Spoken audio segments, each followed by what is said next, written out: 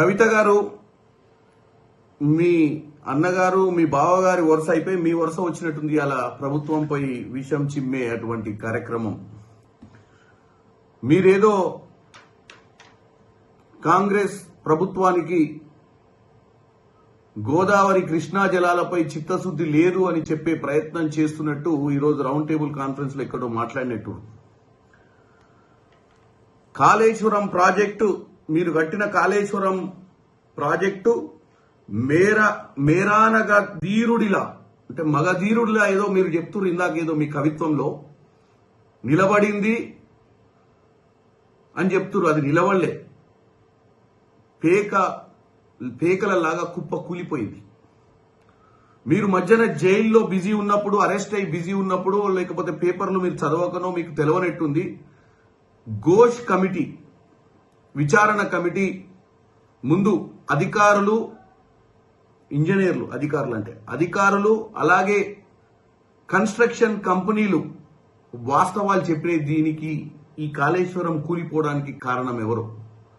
మరి ఈరోజు మీరు ఏదో విధంగా రాజకీయం మాట్లాడాలని, ఏదో విధంగా డైవర్షన్ పాలిటిక్స్ చేయాలని గోదావరి జలాలపై మీరు కట్టిన కాళేశ్వరం ప్రాజెక్టే కూలిపోయింది. 1945 నుంచి మొదలు పెట్టుకుంటే Sriram Sagar, Yellampalli, Devadula, Nizam Sagar, Singur, upper Maner, lower Maner, middle Maner 1935 నుంచి మొదలు పెడితే 2004 దాకా కాంగ్రెస్ హయాంలో కట్టినటువంటి గోదావరి జలాల మీద ప్రాజెక్టులు ఏవి కూడా కూలిపోలే. మీ హయాంలో మీరు 1.5 కోట్లు ప్రజాధనాన్ని దుర్వినియోగం చేసి కట్టిన కాళేశ్వరం ప్రాజెక్టే ఎందుకు కూలిపోయింది?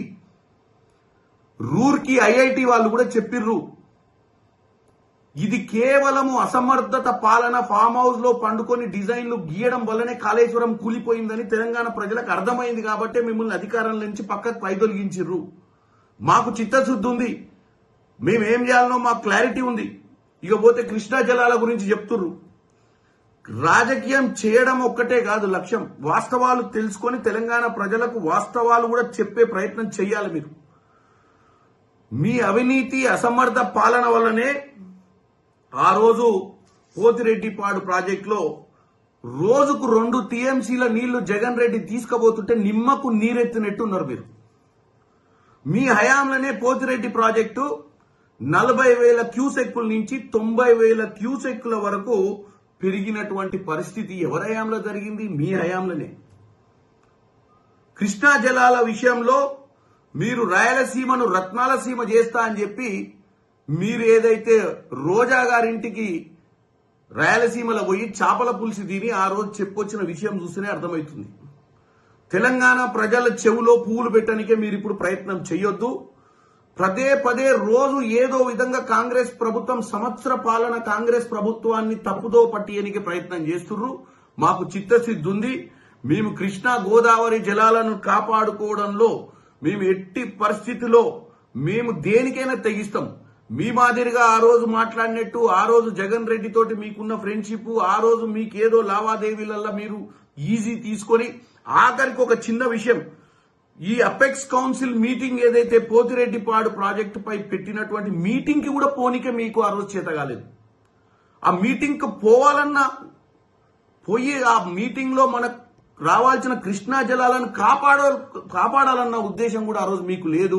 ఇది తెలంగాణ ప్రజలు గమనిస్తున్నారు. కవిత గారు, దయచేసి మీరు తెలంగాణ ప్రజల మీద మీ డైవర్షన్ పాలిటిక్స్ పెట్టకండి.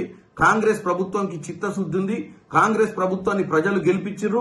కాంగ్రెస్ ప్రభుత్వం కృష్ణా గోదావరి జలాలను ఏం చేయాలి, ఎట్లా మనము వాటి వల్ల మన రైతులకు లబ్ధి జరిగించాలో మాకు ఒక అవగాహన ఉందని తెలియజేస్తున్నాం.